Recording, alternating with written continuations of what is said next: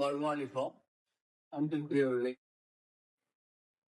ஞான வழியில் நாம் சிந்தித்து வரும் ஞானம் பயணம் பற்றிய தொடர்ச்சி. இன்று நாம் சிந்திப்பது ஒழுக்கம். ஒழுக்கம் என்பது மிக முக்கியமான ஒன்று. அது ஞானத்தில் சென்றாலும் சரி, ஞானம் இல்லாமல் சென்றாலும் சரி, மிகவும் தேவைப்படுவது ஒழுக்கம். ஆனால்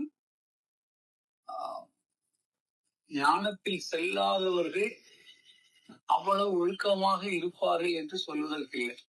அதான் வித்தியாசம்.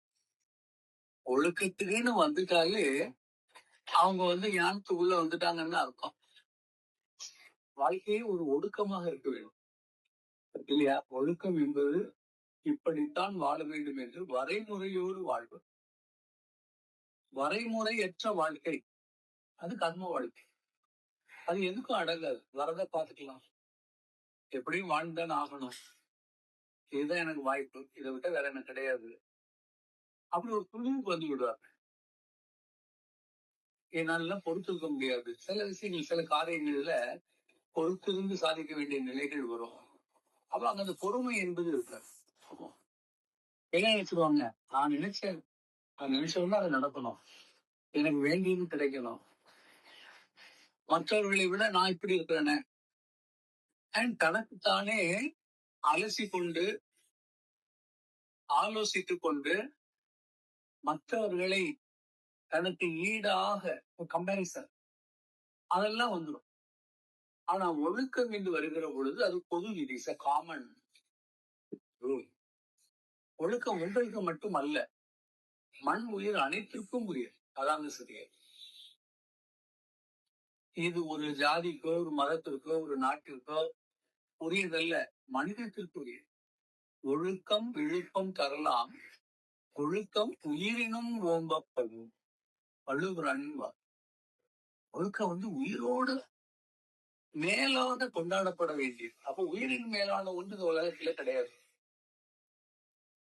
நம்மளை பொறுத்த அளவுக்கு எதுக்கு பயப்படுவான்? உயிருக்கு தான் பயப்படுவான், வேற எதுக்கும் பயப்பட மாட்டான். சொத்தை எடுத்துக்கியா, எடுத்துக்க, நீ எதுனாலும் எடுத்துக்க, ஆனா உயிரை கொடுக்கறதுக்கு யாரும் தயாராக மாட்டாங்க. ஏன்னா லாஸ்ட் டெஸ்டினி அதுதான். சொல்லுவாங்க இல்லையா, அவனுக்கு தூக்கு தண்டனை முடிஞ்சு போச்சு, அதோட கதை. அவனை கொலை பண்ணிட்ட, அவனுடைய லைஃப் ஸ்டைல் முடிஞ்சு. அப்ப அந்த இறப்பு, அந்த முடிவு என்பது உயிர் சம்பந்தப்பட்ட அந்த உயிர் சம்பந்தப்பட்ட விஷயம் என்பது நமக்கு மிக உயர்ந்த நிலைக்கு. ஏன்னா வாழ்றதே உயிர்க்காக தான். ஆனா நாம அதை உணர்றதில்லை, நம்ம உடம்புக்காக வாழ்றது. ரியலி நல்ல சிந்திச்சு பாத்தீங்கன்னா வாழ்க்கை எதற்குரியது? உயிருக்குரியது. ஏன்னா உயிர் தான் என்ன பண்ணிருக்குது, நம்முடைய ஆன்மாவை வைத்துக் கொண்டு, மனதை வைத்துக் கொண்டு, அறிவை வைத்துக் கொண்டு அது பயணித்துக் கொண்டிருக்கிறது. உடம்புங்கிறது இடையில சந்திச்சது, ஆண்டி வே. நம்ம ஸ்நாக் போட்டுட்டு போற மாதிரி ஒரு டூர் கிளம்புறோம், போகும்போது சும்மா ஆர்டினரியா ஒரு டிஷர்ட்டு ஷார்ட்ஸ் போட்டு போவோம். ஆனா ஒரு ஊர்கிட்ட போனோம்னு என்ன பண்ணுவாங்க, ட்ரெஸ்ஸை மாத்துவாங்க, மேல ஒரு ஓவர் கோட்டை போடுவோம். அப்புறம் போனோம்னு அங்க போய் சேரும் போது கோட்டு டை எல்லாம் கட்டிட்டு இறங்கி போகலாம். இது அந்த சூழலுக்கு தக்கவாறு, ஆசைக்கு தக்கவாறு, இடத்துக்கு தக்கவாறு மாறக்கூடியது, மாறிக்கொண்டு இருக்கும். ஆனா நம்ம உடம்பு அவங்கிறது அவனாதான் இருப்பான். எத்தனை ட்ரெஸ்ஸுகள் மாத்தலாம், அவன் தான். அதே மாதிரி இந்த உயிர் என்பது ஆரம்பத்தில் இருந்து அது ஒரு உயிர் தான். ஒரு ஆள், ஒருவருக்கு பல உடம்பு இருக்கலாம், பல பிறவிகள் இருக்கலாம்.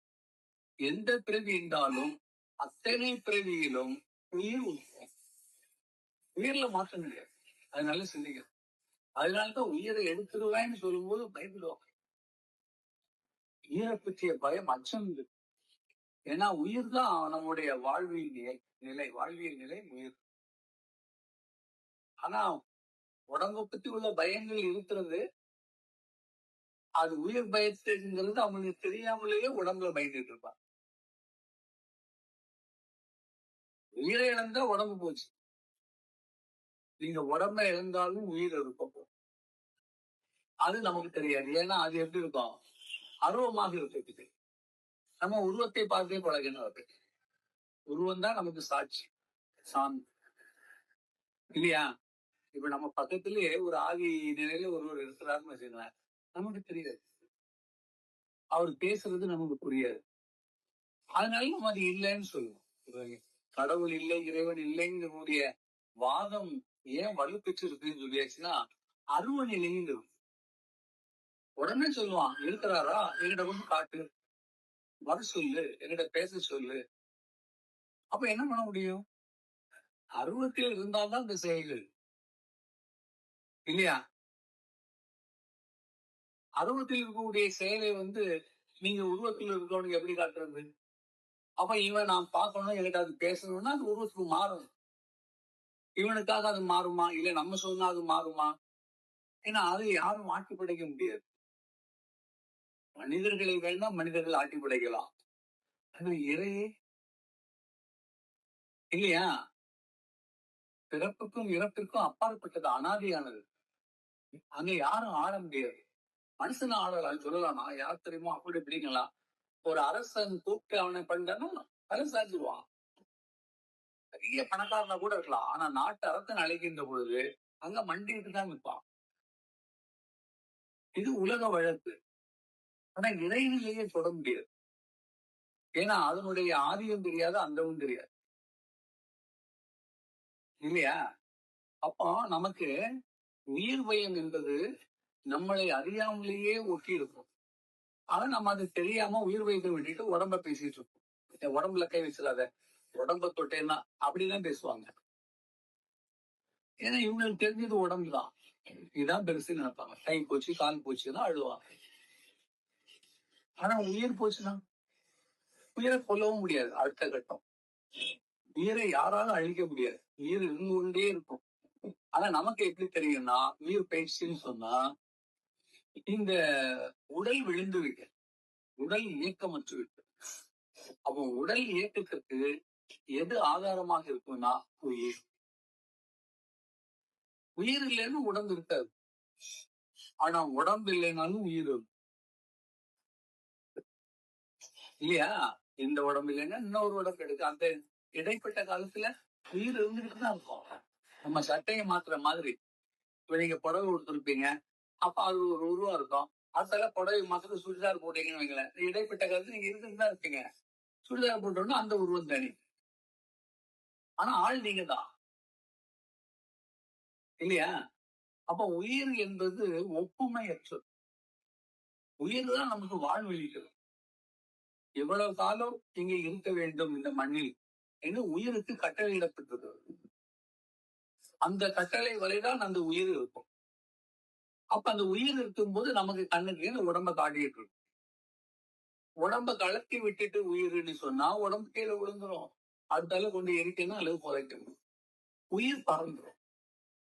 நல்ல ஞாபகம் வச்சு. அதனாலதான் திருவள்ளுவர் சொல்லும்போது சொன்னார், என்ன சொன்னார்? ஒழுக்கம் விழுப்பம் தரலாம், ஒழுக்கம் உயிரினும் ஒவ்வொரு. அந்த உயிரை விட மேலாக கொண்டாடப்படக்கூடியது. நல்ல சரி.